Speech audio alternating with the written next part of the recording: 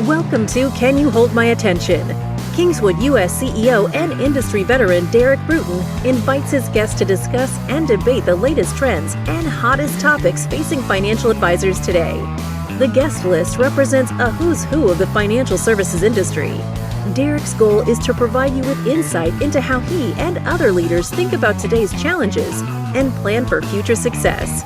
And now, let's see whether or not today's guest can hold Derek's attention. Friends and colleagues, welcome to my inaugural podcast, Can You Hold My Attention? My goal with this podcast is quite simply to attack the topics which I understand from hearing directly from all of you in the industry are the most important to you. I will address these topics at pace with my guests, challenge them where they've never been challenged, hopefully, and leave you all to determine whether you've gleaned something that will benefit you professionally or personally. Oh, and we're going to have a lot of fun at this too. So just give me 20 minutes of your day and I commit to a strong ROI on your time investment. So let's dive right in. My inaugural guest is none other than Brooke Southall, who's the founder of RIA Biz, one of the leading online publications in the financial services industry. I think it's safe to say that if anything happens in this business, Brooke knows about it. But that's not why I've invited him to join us today. Brooke, I know you care about this business, but you also have many opinions. You're very outspoken about what you witness daily in financial services. And from your vantage point, I can't think of anyone in this industry that knows the topics, the people, and the trends like you do. So I'm really looking forward to this conversation. Have fun as my inaugural guest, no pressure. So with that, let's dive right in. Welcome, Brooke. Thank you very much, Derek. I'm honored to be your first guest. All right. And we've known each other for years, Brooke. I know that many years ago, you invited me out to the Bay Area to kayak with you. I think I invited you to a little one-on-one basketball.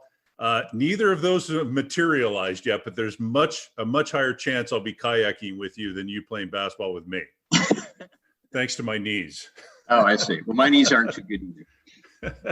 All right. So let's start at 30,000 feet. There's some really key trends in this industry right now, and I've kind of identified three of them, and I want to get your opinion on them. One is the massive consolidation that we see almost every day, almost every hour now in this industry. People buying other firms, people selling to firms, roll-ups, what have you. So consolidation is a big trend. This move to independence, which is hardly a new trend, it's been going on for over a decade now, but it intensifies as we see the industry wake up to the possibilities of what it means to be independent and the valuations of those businesses. And the last trend I want to talk about is fee compression across the board, whether you're an advisor, whether you're a custodian, a technology firm, what have you. So what I'd like to know and want to hear from you, Brooke, is who's benefiting the most from these trends? Is it the investor? Is it the advisor? Or is it the institutions that serve them? Well, I think that if you look at the laws of supply and demand, the advisor comes out way ahead of the investor and the institutions. There's just simply not that many advisors, and they still are the only source of general intelligence in the industry, which is far and away the most valuable commodity. And they've got every other tailwind, it seems. Obviously, the market capitalization of securities has never been higher. The demand for advice, demographic trends, et cetera, are all in the favor of advisors. Every time some new technology or other shift in the industry occurs with more competitors, it all seems to accrue to the benefit of the advisor. That's my short answer on advisors, but it's not as if the investor and the institution are necessarily, are suffering in a zero-sum situation. I think the investor is better off maybe than they've ever been.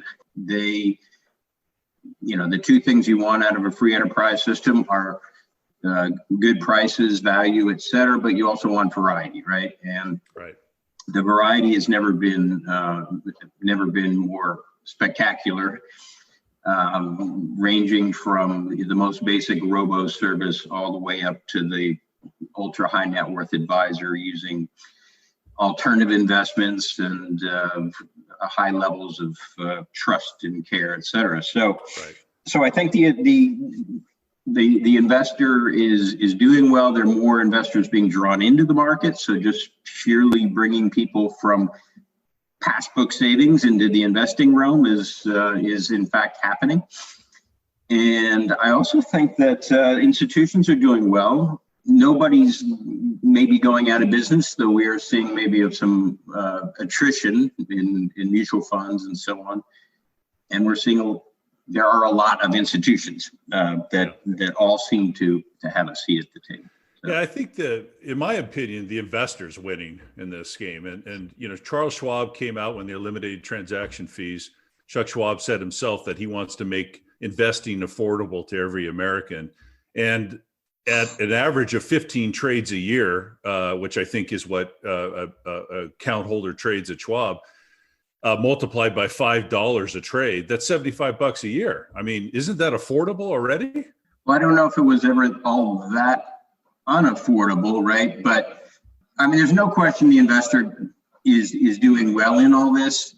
I just think the advisor is in this uber good position to have the opportunity for a great career in a growing business, and really not having to be too worried about being disrupted, so to speak. Yeah. So anyway, you could argue either way. Obviously. Yeah, certainly compared to other industries, I feel I agree with you. I think the fee pressure has not been as dramatic as people report on at the advisor level. We're wearing custodian and institutional hats in the past, between interest rates being in the gutter, transaction fees being eliminated, pressures across the board from revenue share with fund companies. I think institutions are definitely bearing the brunt, but they also have the scale to be innovative. A lot of them do. And we certainly see that out there. Yeah. Yeah. All right. I'm going to jump to the next question. And, I think, again, as I mentioned in the intro, you have some great perspective on this. Name one story or moment that you've reported on at RA Biz that just, from your perspective, rocked this industry and maybe even still today has a lingering impact on the industry.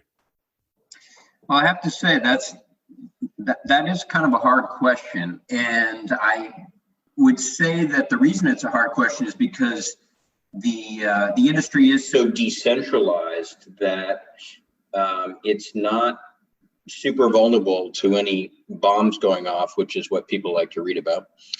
That said, we do have some centers of influence in this industry, namely the larger custodians, and the degree to which I find we challenge them is where we get the big hits, and you end up seeing that article read for years and years and years.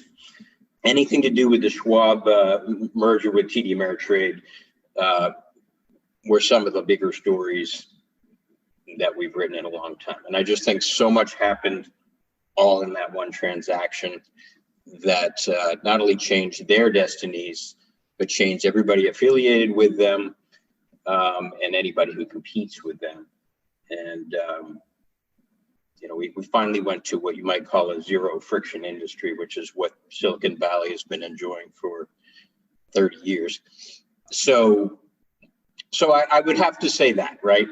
And we could get into more specific stories down the road, but I would leave it there for now.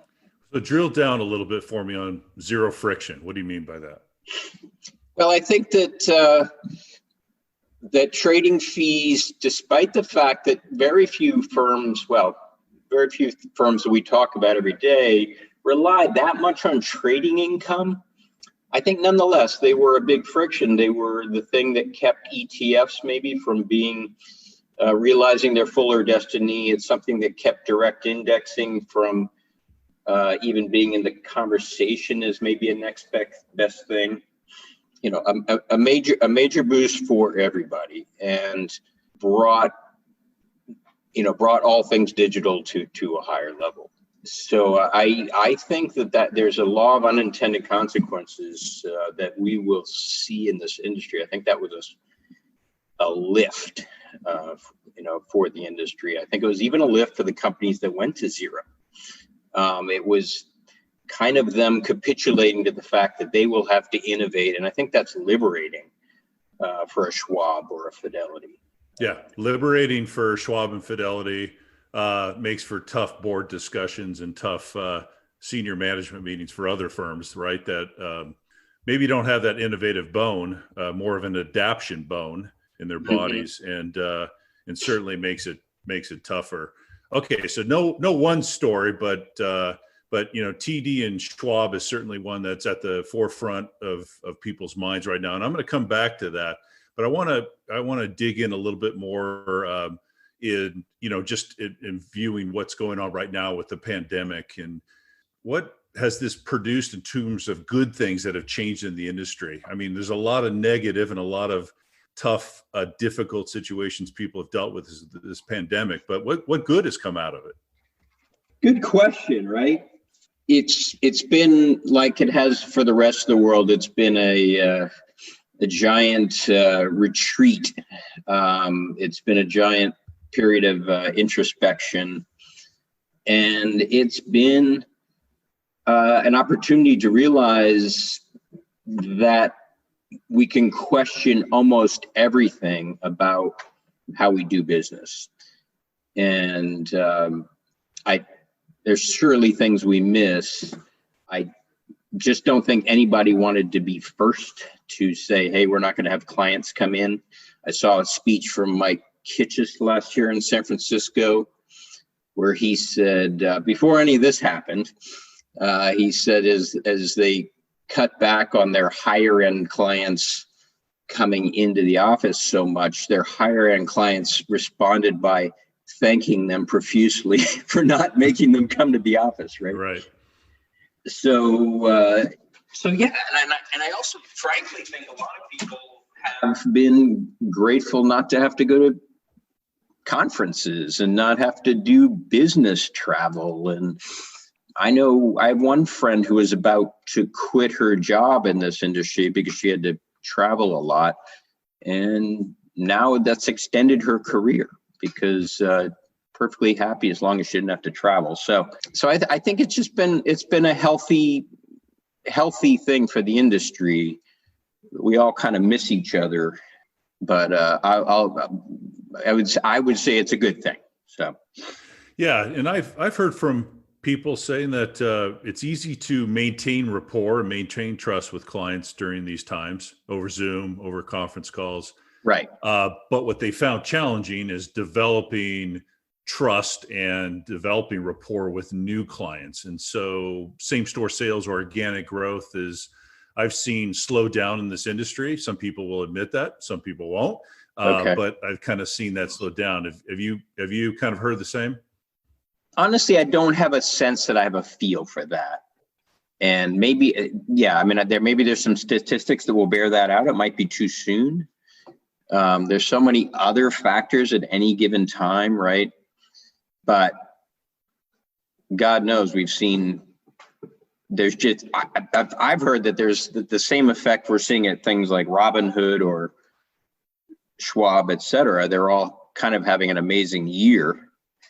Has in fact happened to some extent on the RIA side.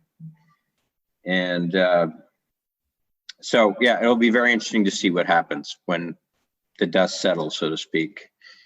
I have a hard time getting a grip on how people are bringing in assets. Well, let's circle back to something more specific to RIA biz and things that you live with daily, and that's getting people attracted to click on RIA biz, to click on the articles, to read through them. What are the key components that must be present in an article for you to generate those clicks? It really, I think if I were to give you a short, simple answer, it would be, we have an abiding belief that people want to read a good old-fashioned article that has the aspects that were defined. The journalistic industry has been around for 450 years, and then suddenly when things went online, everybody questioned everything about it overnight. Right. And I think that was mostly a mistake. I think when I talk to fellow publishers, they say, well, we can't write an in-depth article anymore because we have too much time pressure. We have to get it out there. And I think that is not a good way to think about it.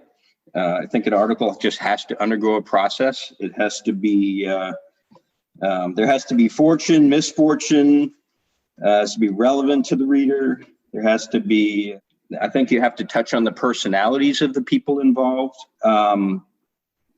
But ultimately you have to be challenging something, bring that into the headline, bring that into the lead, have photographs that represent that, have a story, but then also have the other side of that story to the extent that you can get it.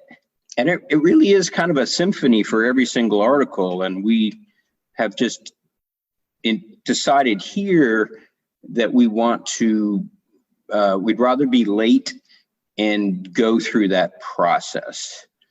And a lot of that is just trusting the reader to not want the cheap thrill of seeing the late breaking news super quick and have only 250 words about it, right? Right. And I really trust the readers in this industry. It's just people in this industry are thoughtful, they're loyal, they want to know both sides. They seem to be fairly thick-skinned, honestly. So I find as long as I do my best, even if I kind of get something maybe that somebody doesn't agree with, they seem to be pretty good at dealing with that. But misfortune sells over fortune, right? I mean, yeah, because that's what a newspaper is for. A newspaper is there to tell the bad news. I mean, I hate to say it. It's not that we don't try to catch people doing things right, but a PR agency, a conference, and everybody's all about good news, right? And everybody loves to deliver good news.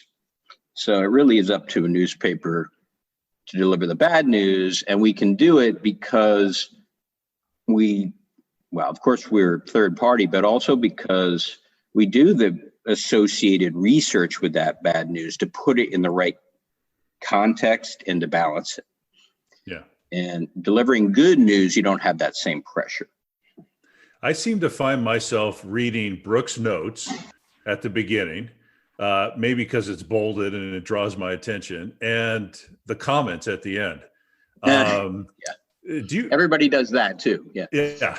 So I guess I'm more of the norm here. So I know you pay attention to the comments, but how much do they mean to you? That's a good question. I don't even know what to make of the comments, right? But what I will say on the positive side about comments is it proved to me how smart our readers are, because sometimes in the back of my mind, I know I should bring some aspect in and it just doesn't get into the article. And I'm always amazed that within 2 hours, some reader will sense that lack and put it in the comments. And I'm very grateful when a reader does that. I find our comments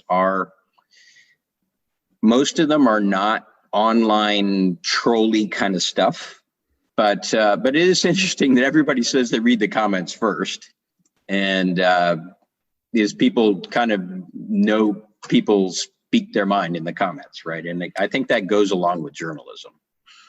Right. Yeah. We don't have shrinking violets in this industry, and oftentimes it's just a matter if those shrinking violets will come out in terms of the comments, because everyone I know, I disagree with a lot of the comments that not yours, but the people that you're interviewing for these articles. And I've got different points of view. And the question is, do I share those in comments, or just do I let them pass and move on to the next thing in my day? Right. Right. But I've always appreciated, because I've seen you comment on the comments in your articles, especially when somebody's way off base. So that shows me you take a lot of pride in what you're reporting, what your staff is doing.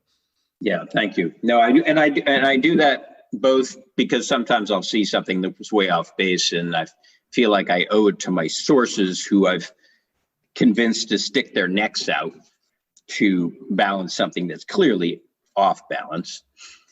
And also because I do want to encourage comments. And if I don't participate, then what import am I placing on them? Right? Yeah. And Brooke, you mentioned your focus is not to get the big scoop on the latest breaking news and report it, but spend more time. But in this era of misinformation and fake news, how do you guys at RAI Biz separate fact from fiction?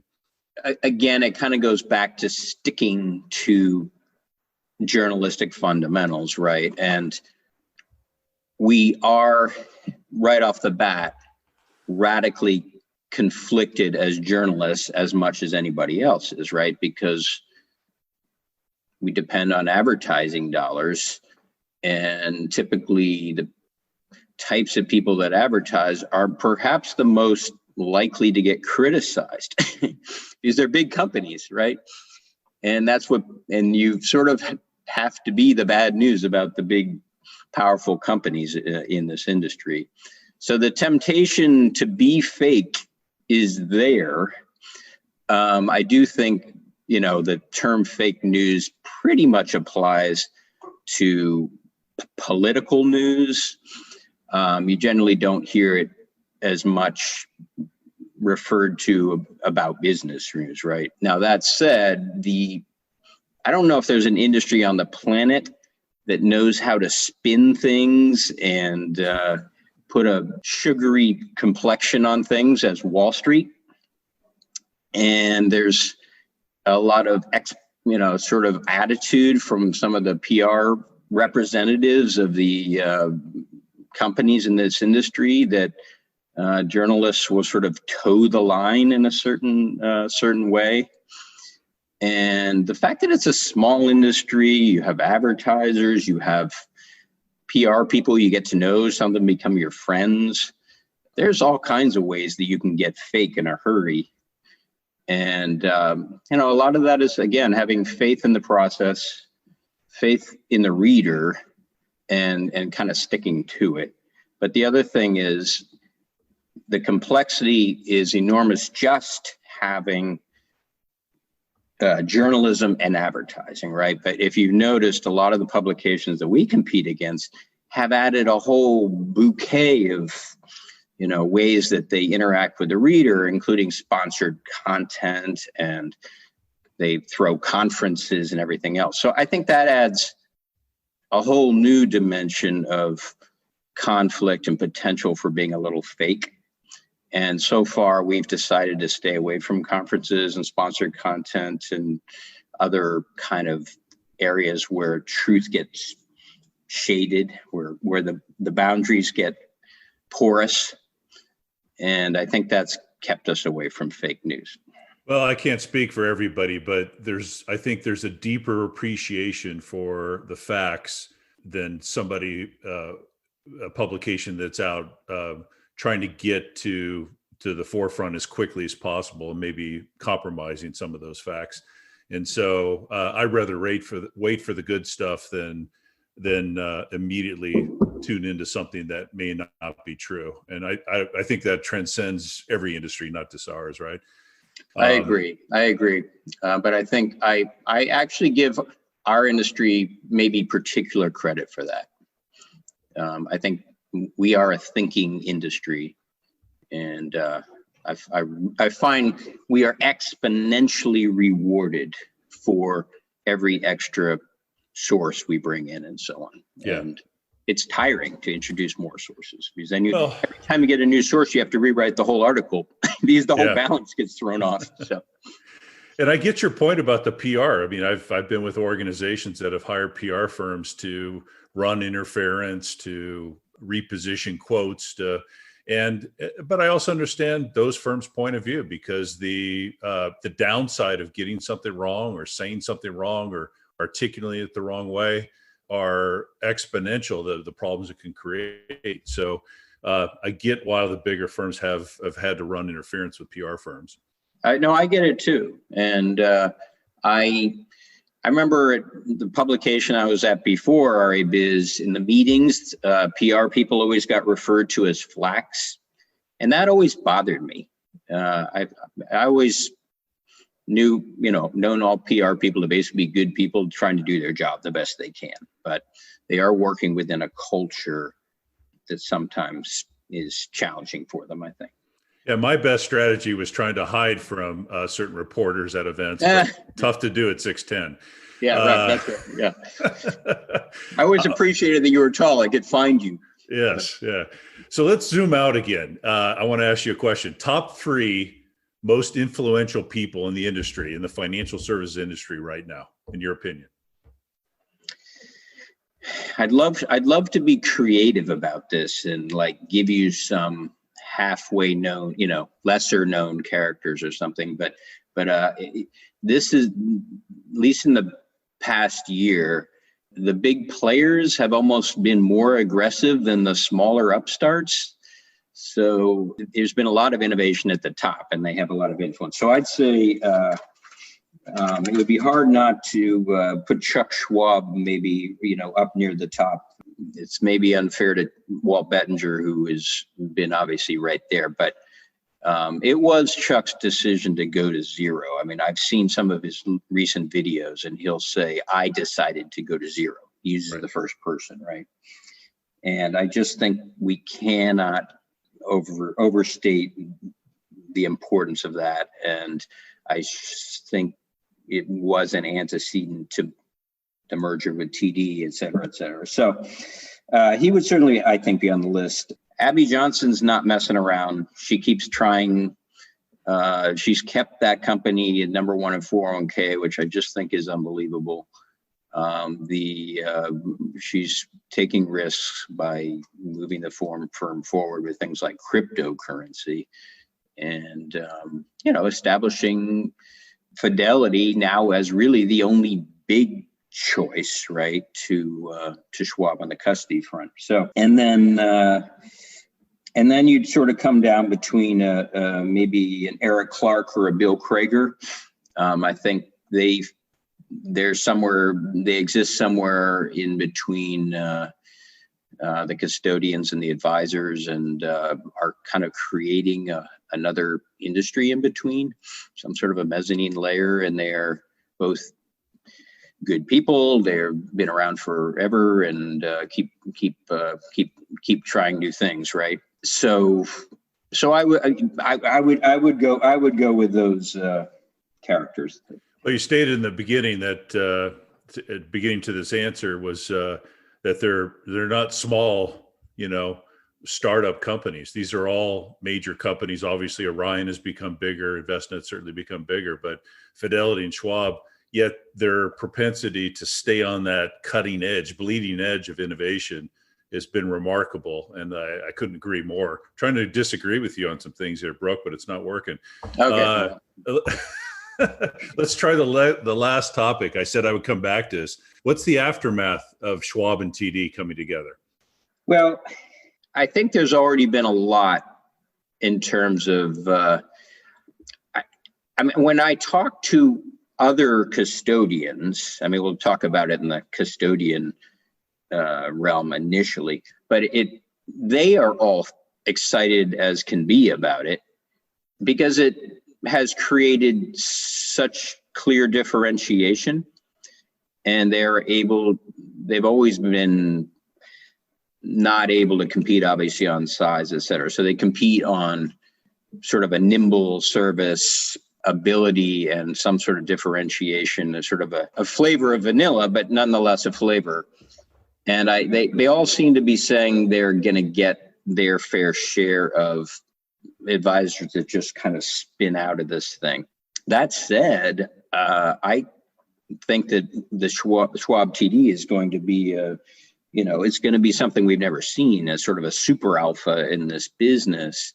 And I know, from being an environmentalist, you talk about introducing wolves to an ecosystem that doesn't have them, and the whole environment improves, right? So that's going to happen because there's going to be things they can do with their size, and there are going to be things they can't do because of their size. But it just creates a different kind of player. And I think that accrues to the benefit, of a wide range of people, including advisors and consumers, right? Well, it's I think a lot of time when mergers or acquisitions such as these go down, emotions get high. Advisors want to take a lot of phone calls, listen to a lot of people, but at the end of the day, it comes down to blocking and tackling. And Schwab has always done very well at that. Schwab and TD, you can blocking, tackling, and add technology into it. It's a good combination. The question is, can they maintain a community? Can they maintain that partnership level with their advisors at this size? And that's the opportunity other firms will, I think, try to capitalize on. I agree, but I just think it's sort of the same with consumers. Like, some consumers want to deal with a large national brand, and others don't, right? And I think it creates differentiation, and I'm going to assume for now that that's a positive thing. Is the X factor of no more TD, right? So what was TD's destiny? And we will never find out. Was it such a great destiny that we're going to lose? I'm optimistic right now that the combination will succeed. Well, I'll look forward to seeing this play out through RIA Biz and in your articles and your notes. And like I said, my favorite comments at the end of these articles. So we'll see how that goes. And Brooke, I'll tell Peter Gies it. What's that? I'll tell Peter Gies it. He's my best commenter, I think. Okay. I will thank you again for being a guest on my inaugural podcast here. This was great. I hope our listeners got quite a bit out of this, and look forward to our next podcast with Liz Nesvold from Raymond James, who will be talking mergers and acquisitions of one of the topics I mentioned earlier with Brooke is one of the key industry trends right now. So thank you again, Brooke. Have a great day, everyone, and thanks for tuning in. All right. Thank you, Derek. Thank you for good questions. Thank you. Bye-bye.